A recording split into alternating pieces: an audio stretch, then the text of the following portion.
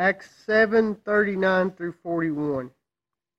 But our fathers rejected Moses and wanted to return to Egypt. We see this every time they face struggle, they want to go back to Egypt. Every time they don't get what they want to go back to Egypt. They were fussing because they were getting manna, which was some bread top thing, and they weren't getting no meat anymore. So they're fussing, well, we had things better in Egypt. Oftentimes when we see things the way we don't want them, we kind of delude the way things were and think they were better when we weren't in the Lord's blessings. You know, we don't see necessarily when we're looking at what we want, where He's brought us from. We just see what we no longer have. And He wants what's best for us, so us giving up these things isn't nothing, you know. But it was a stumbling block to them, what they want. And always, if what we want is on a high regard, it'll always be a stumbling block to us. Because as Christians, we're supposed to put what He wants in front of what we want and follow Him and serve with humility rather than greed. They were focused on what they could get from the Lord rather than where the Lord was, what the Lord truly was doing for them. And because of that, they rejected what Moses was doing and blamed him, and at one point even wanted to remove him as leadership and had a struggle there. And at one point they just wanted to go back. And at another point, God was telling him, listen, me and you can get to another group of people here, Moses. Let's just leave these people, let them go back to where they're going. And Moses said, no, Lord, be patient with them. Verse 40. Then they told Aaron, make idols for us so that we will have gods to lead us back. For we don't know what has become of this Moses who brought us out of Egypt.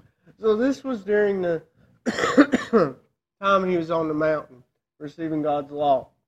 We see how as they go back, leave Egypt, that the Egyptians give them their jewelry as kind of a parting gift to them because they're scared of their God and have fear for Him, so they hand them their jewelry, these gold earrings and stuff that the Egyptians give them because of the fear they have for the Lord, are the exact things that they melt down to build this idol, which we know from Exodus that it's a golden calf, which was most likely some symbolic of fertility worship, which would have been popular by most pagan cultures at that time, because a cow is a big, strong animal, so it symbolizes strength and things.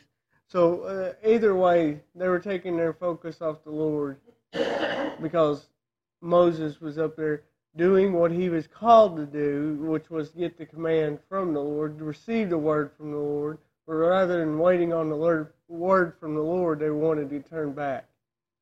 And oftentimes, the Lord has us in a place where He wants us to wait patiently for Him to give us the word.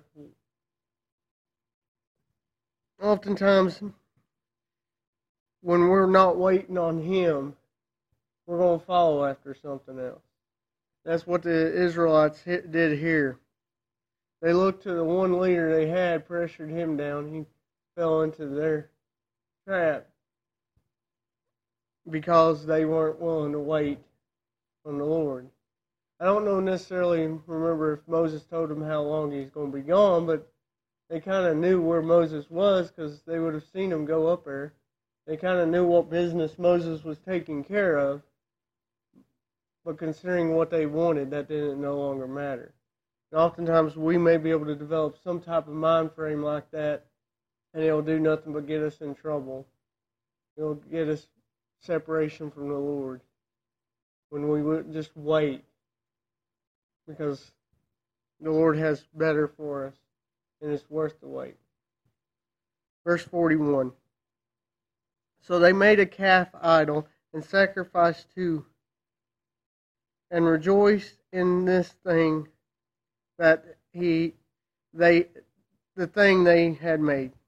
Oftentimes idol worship truly showed a sense of pride because it was something they made, something they did.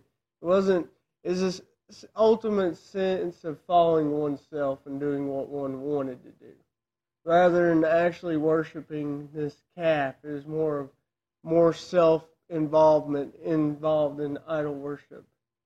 It was not submitting to the Lord, doing things their own way. It was ultimately what idol worship was. And that's where these Israelites were. God did all these powerful works, even so much that the Egyptian people feared who the Lord was and was telling Pharaoh, you need to let these people go before we have no hope at all. But the Israelites themselves could not see the power of the Lord or submit to it. They wanted to keep their own way. They didn't want to change. And until we get to the point where we're fully committed and willing to change for Him in every place, we ain't going to be able to be servants to Him as we need to be. Israel had to be fully committed to God before they could serve Him the way they needed to be. And this particular group wasn't, because their hearts wasn't right, and they weren't willing to get their hearts right. And this is the reason why they'd end up having to wander.